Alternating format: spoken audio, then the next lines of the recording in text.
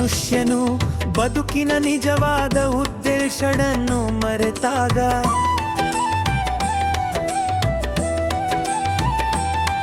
ಅದನ್ನು ಮತ್ತೆ ಸ್ಥಾಪಿಸುವ ಸ್ಪಷ್ಟ ಕಾರಣಕ್ಕಾಗಿಯೇ ಕೃಷ್ಣನು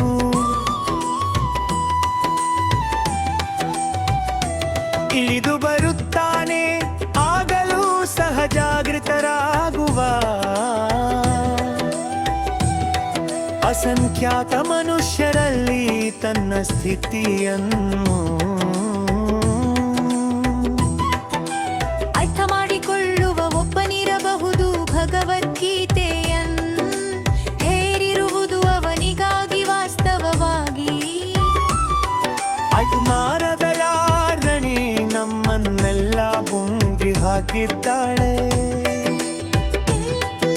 ಆದರೆ ಭಗವಂತನಿಗೆ ಜೀವಿಗಳಲ್ಲಿ ಲಗಳಲ್ಲಿಯೂ ಮನುಷ್ಯರಲ್ಲಿ ಅಪಾರ ಕರುಣೆ ಈ ಬುದ್ಧಿ ವಿಶ್ವಸಿಂಗರೇ.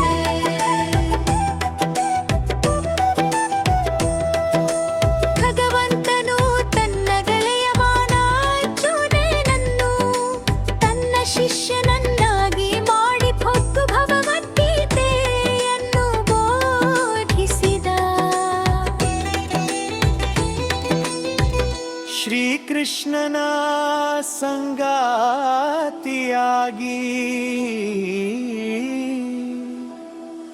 ಅರ್ಜುನನು ಎಲ್ಲ ಅಜ್ಞಾನವನ್ನು ಮೀರಿದ್ದವನು. ಆದರೆ ಕುರುಕ್ಷೇತ್ರದ ರಣಭೂಮಿಯಲ್ಲಿ ಅವನನ್ನು ಅಜ್ಞಾನದಲ್ಲಿ ಹಾಕಲಾಯಿತು. ಅರ್ಜುನನು ಶ್ರೀಕೃಷ್ಣನಿಗೆ ಬದುಕಿನ ಸಮಸ್ಯೆಗಳನ್ನು ಕುರಿತು ಪ್ರಶ್ನಿಸಲು ಕಬವಂತನು ಭಾವಿ.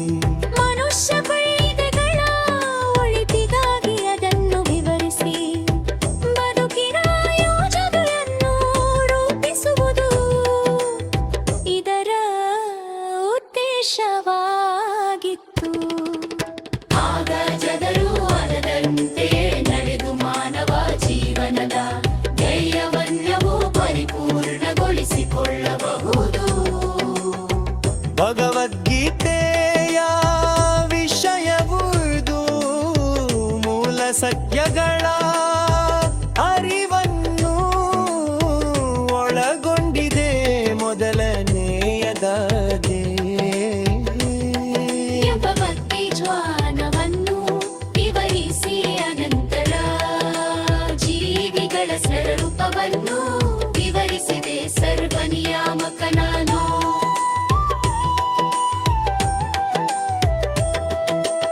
ಈಶ್ವರನಿದ್ದಾನ ನಿಯಮಕ್ಕೊಳಗಾದೂಡ. ಜೀವಿಗಳಿದ್ದಾರೆ ತಾನು ನಿಯಮಕ್ಕೊಳಪಟ್ಟಿಲ್ಲ. ಸ್ವತಂತ್ರನು ಎಂದು ಯಾವ ಜೀವಿಯಾದರೂ ಹೇಳಿದರೆ ಅವನು ಹುಚ್ಚನೆ. ಸರಿ ಜೀವಿಯು ಎಲ್ಲ ರೀತಿಯಲ್ಲಿ ನಿಯಂತ್ರಣಕ್ಕೊಳಪಟ್ಟಿರುತ್ತಾಗಿ ತೆರೆಯ ಪಕ್ಷ ತನ್ನ ಬದ್ಧ ಜೀಗರದನು. ಆಗರಂದ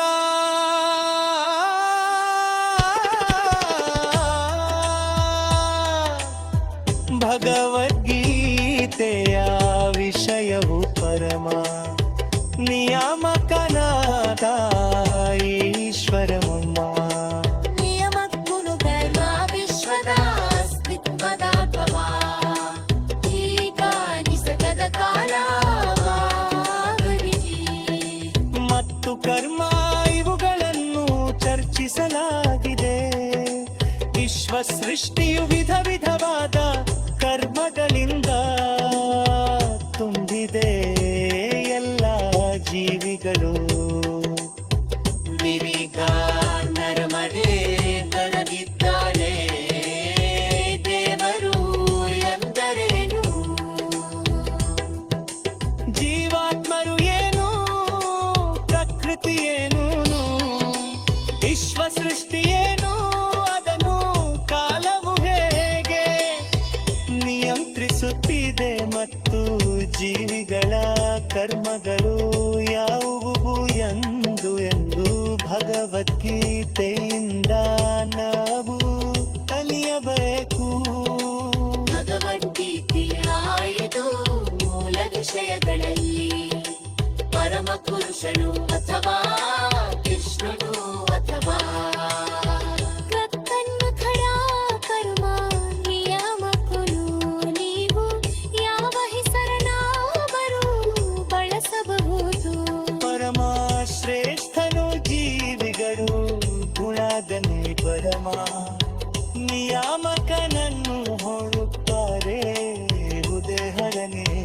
ಭಗವದ್ಗೀತೆಯ ಮುಂದಿನ ಅಧ್ಯಾಯಗಳೇ ವಿವರಿಸುವಂತೆ ಮದವಂತಾಡಿಗಳೇ.